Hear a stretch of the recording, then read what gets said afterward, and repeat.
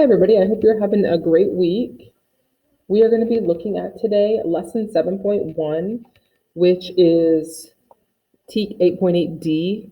And today we're going to be looking at parallel lines cut by a transversal. So the first thing I want to do is talk about what is a transversal. A transversal is a line that intersects two lines in the same plane at two different points. So the big part here is, so we've got parallel lines, and then my transversal is this line right here. So we have transversal T, that's this, and lines A and B, and they form 8 angles. So I have 1, 2, 3, 4, 5, 6, 7, 8. I've labeled my angles there, and we've got 8 angles. The next thing I want to talk about are different types of angles. And so I'm going to go over the definition, and then I'm going to give you an example, and we're going to talk about what it means. So the first one I want to look at is corresponding angles. So those lie on the same side of the transversal T and on the same sides of lines A and B. So right here I have, my example is angle 1 and angle 5. So angle 1 and angle 5, those are corresponding angles. When I look at those, you should notice, and they look very similar, right? Well, that's because they're going to have that same measurement. And so those are congruent angles. The next type I want to talk about are going to be, and I'm going to zoom out here, alternate interior angles. Those are non-adjacent angles that lie on opposite sides of the transversal T and between lines A and B. So my example here is going to be angle 3 and angle 6. So I've changed my colors. I want a different color than that. All right, so let's see this one. Angle 3 and angle 6. So it said they're not adjacent, so they're not next to each other. They lie on opposite sides of my transversal, which is true. And they're between lines A and B, which is, they're in the interior, they're in between lines A and B. So these are going to be alternate interior angles. And looking here, you should notice that they're going to be congruent as well. All right, the next type of angle, alternate exterior angles. So those lie on opposite sides of the transversal and outside lines A and B. So I'm going to zoom out a little more here. All right, so my example is angle 1 and angle 8.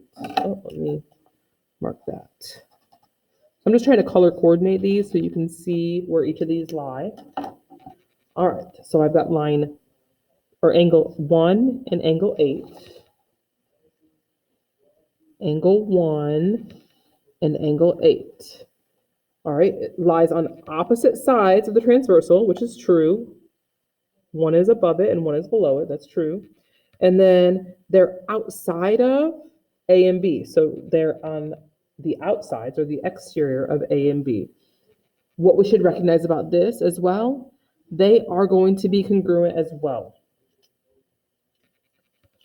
So as you can see here, I've got them labeled and they're congruent.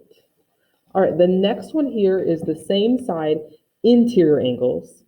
They lie on the same side of the transversal, and they are going to be in between lines A and B. So our example here is going to be angle 3 and angle 5. So let's identify angle 3 and angle 5. So, and we're going to talk about it. It said lie on the same side of the transversal, so they're both below it. That's true. And they're going to be in between A and B, and so they're in between A and B. So I want you to look here. This here is greater than 90, and this one here is less than 90, right? These are going to be called supplementary angles.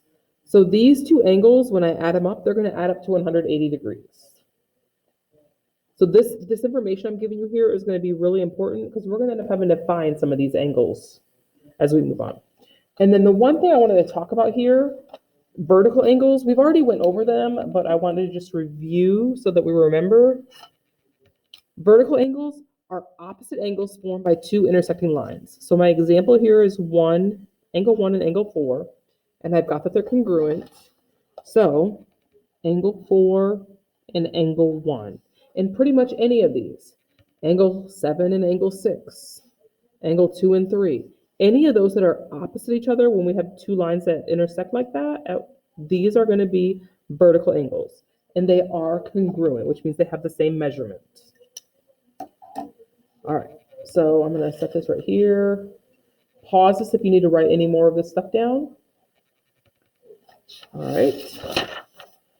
Now we're going to look at, given this information, how can we find unknown angle measurements?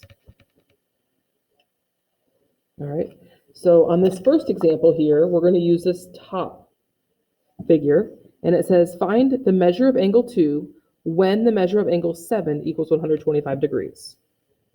So I have measured so we've got angle 2 and angle 7, and these are alternate exterior angles. And when we had that, we said that those were congruent, which means they have the same measurement. So alternate exterior angles have the same measurement, so the measure of angle 2 is going to be 125 degrees. The second part says, so I'm looking at my next figure down here, find the measure of angle VWZ. So that's here, VWZ, I highlighted it. And then, so what I know 6x degrees and 3x degrees. These are same side interior angles. And those, when we talked about same side interior angles, they're supplementary, which means when we add them up, they're going to equal 180 degrees. So I'm going to be able to add the measure of angle VWZ and the measure of angle YVW and know that they equal 180 degrees. So once I do that, I'm just substituting these values here, this 3x and the 6x equals 180. Then I combine my like terms, 3x plus 6x, that's going to be 9x. And then to solve for x, I just divide by 9 on both sides. And then I end up with x equals 20. So now that I know that x equals 20, I can substitute that in there and find the measure of angle VWZ. And that's 3 times 20. And 3 times 20 is 60 degrees. So my measure of this here is, so 3x degrees is equal to 60 degrees. Now we could also then say, I know the measure of angle YVW, and we would just do 6 times 20, and that would be 120. Or you could do, knowing that these equal 180, just subtract 60 from 180. Either way, that works. All right, now I've got a couple of your turns. So I want you to work on these. Given this figure here, you're going to answer 1, 2, and 3. What's the measurement of angle GDE? What's the measurement of angle BEF? And what's the measurement of angle CDG? All right, so you should have answered all of those. So let's see how you did. All right, GDE. All right, that's my 4x. Remember, we know that vertical angles are the same measurement. So if this is 4x, I know that this angle here, and I'm going to find a different color here, DEH is going to also equal 6x degrees. And remember that our same side interior angles equal 180. So what I will do is 4x plus 6x equals 180. And then combine my like terms.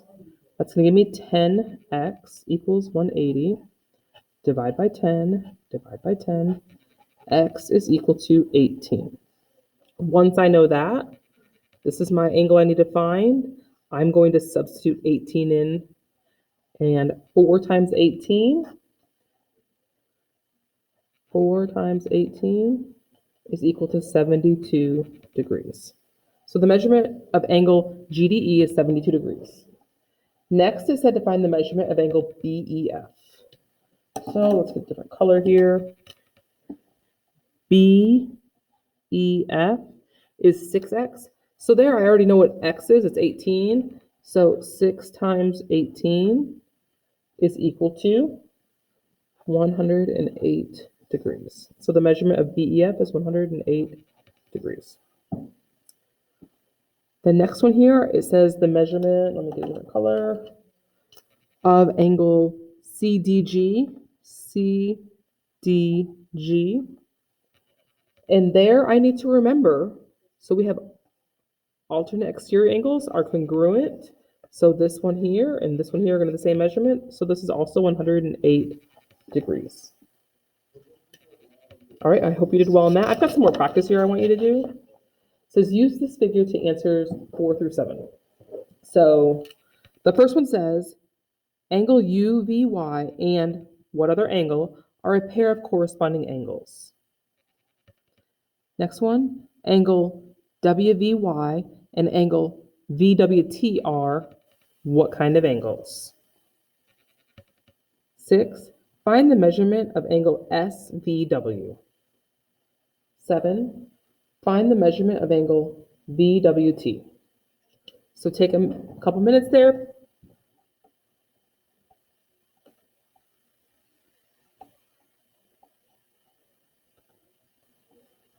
All right. So you should have come up with, so angle UVY, corresponding. All right, so that's going to be same side of the transversal and the same side of this line here. So right here, this should be our corresponding angle. So angle VWZ. All right, let me change colors. All right. The next one says WVY. So WVY and VWT. VWT are what kind of angles? Well, those are alternate interior. Alternate interior angles. All right, next says, find the measurement of SVW. Find another color here. SVW right here. That's my 4x degrees. 4x degrees. Remember that my interior angles here are going to add up to 180. So I know that 4x degrees plus 5x degrees is equal to 180. This one here is going to be representing the 4x. 4 plus 5, 9x degrees is equal to 180. Divide by 9, divide by 9. X equals 20. All right, from here, I just need to multiply 4 times 20. 4 times 20, and that equals 80 degrees. To find the measure for number 7 of angle VWT, so here I've got VWT, that's my 5x degrees. We just need to take that 20, and it's 5 times 20, and that equals 100 degrees. And again, those need to add up to 180. That adds up to 180. That is correct. So I hope you did well on these. This is going to take some practice, getting used to the vocabulary and what that looks like. And then also setting them equal to 180 and solving for x to find our measurements. If you have any questions, please come to a meeting, send me an email. And also you can practice on the IXL codes. There's some good practice on there. Have a great day.